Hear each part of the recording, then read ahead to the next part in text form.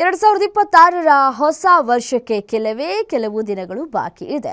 ಪ್ರತಿ ವರ್ಷವೂ ಸಾಕಷ್ಟು ಅವಘಡಗಳು ನಡೀತಲೇ ಇರುತ್ತೆ.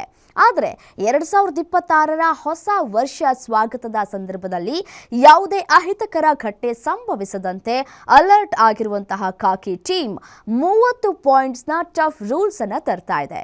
ಆ ರೂಲ್ಸ್ ಯಾವುದು, ಯಾರು ಪಾಲಿಸಬೇಕು ಅಂತ ಕಂಪ್ಲೀಟ್ ಡೀಟೇಲ್ಸ್ ಇಲ್ಲಿದೆ ನೋಡಿ.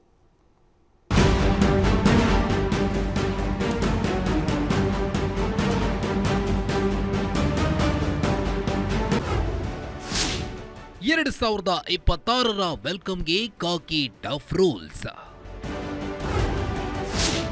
30 ನಿಯಮ, ಪಬ್ ರೆಸ್ಟೋರೆಂಟ್ಗೆ ಟೆನ್ಷನ್. ಹೊಸ ವರ್ಷ ಅಂದ್ರೆ ಎಲ್ಲಾ ಕಡೆ ಸೆಲೆಬ್ರೇಷನ್ ಜೋರಾಗಿಯೇ ಇರುತ್ತೆ. ಈ ವೇಳೆ ಕೆಲ ಕಹಿ ಘಟನೆಗಳು ಸಹ ಸಂಭವಿಸುವುದು ಮಾಮೂಲಿ. ಈ ಬಾರಿ ಯಾವುದೇ ರೀತಿಯ ಅಹಿತಕರ ಘಟನೆ ನಡೆಯದಂತೆ ಅಲರ್ಟ್ ಆಗಿರುವಂತಹ ಬೆಂಗಳೂರು ಖಾಕಿ ಟೀಮ್ ಈಗಾಗಲೇ ಸಿಟಿ ರೌಂಡ್ಸ್, ಪಿಜಿ, ಪಬ್ ರೆಸ್ಟೋರೆಂಟ್ಗಳಿಗೆ ನಿಯಮಗಳನ್ನು ಪಾಲಿಸುವಂತೆ ತಿಳಿಸಿದೆ. ಆಯುಕ್ತರ ಕಚೇರಿಯಲ್ಲಿ ಆಯೋಜಕರಿಗೆ ವಿಶೇಷ ಸಭೆ ನಡೆಸಲಾಗಿತ್ತು. ಸಾರ್ವಜನಿಕರ ಸುರಕ್ಷತೆ ಮತ್ತು ಕಾನೂನು ಸುವ್ಯವಸ್ಥೆ ಕಾಪಾಡುವ ದೃಷ್ಟಿಯಿಂದ 30 ಅಂಶಗಳ ಕಟ್ಟುನಿಟ್ಟಿನ ಕ್ರಮಗಳನ್ನು ಪೊಲೀಸ್ ಇಲಾಖೆ ಕಡ್ಡಾಯಗೊಳಿಸಿದೆ.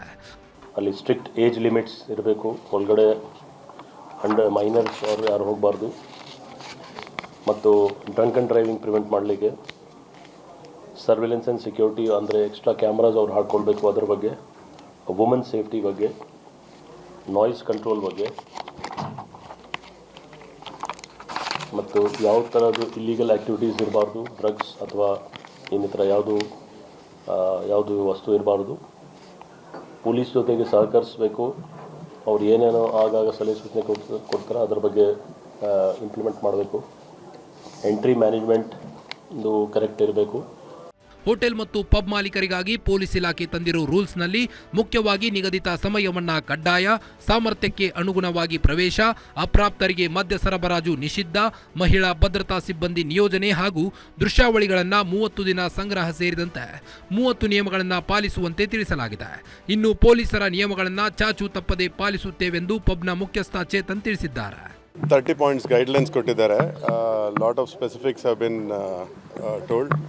ಹೇಗೆ ಕಸ್ಟಮರ್ಸ್ ಬಂದಾಗ ನಾವು ಪ್ರಿಕಾಷನ್ಸ್ ಯೂಸ್ ಮಾಡಬೇಕು, ಮತ್ತು ಹೇಗೆ ಕ್ರೌಡ್ ಕಂಟ್ರೋಲ್ ಮಾಡಬೇಕು. There are lot of initiatives police ಕಡೆಯಿಂದ. ಬಸ್ಸು ಮತ್ತು ಟೆಂಪೋ ಅವರು ಆರ್ಗನೈಸ್ ಮಾಡ್ತಾ ಇದ್ದಾರೆ. ಹಾಟ್ಸ್ಪಾಟ್ಸಲ್ಲಿ ಓವರ್ ಕ್ರೌಡಿಂಗ್ ಅವಾಯ್ಡ್ ಮಾಡಲಿಕ್ಕೆ, ವಿಮೆನ್ ಸೇಫ್ಟಿ ಹೇಗೆ ಮೇಂಟೈನ್ ಮಾಡಬೇಕು ಅಂತ. ಆಮೇಲೆ closing timings should be also maintained. ಇನ್ನು ಅತಿಥಿಗಳ ಸುರಕ್ಷತೆ ಬಗ್ಗೆ ಜವಾಬ್ದಾರಿ ವಹಿಸಬೇಕು. ಹಾಗೆ ಡಿಜೆ ಮತ್ತು ಬೌನ್ಸರ್ಸ್ ವಿವರಗಳನ್ನು ಪೊಲೀಸರಿಗೆ ನೀಡಬೇಕು. ಒಟ್ಟಾರೆ ಈ ಬಾರಿ ಪ್ರತಿ ಬಾರಿಯಂತೆ ಪಬ್, ಬಾರ್, ರೆಸ್ಟೋರೆಂಟ್ಗಳಲ್ಲಿ ಪಾರ್ಟಿ ನಡೆಯುವುದಿಲ್ಲ ಎಂಬ ನೇರ ಸಂದೇಶವನ್ನ ಪೊಲೀಸ್ ಇಲಾಖೆ ನೀಡಿದೆ.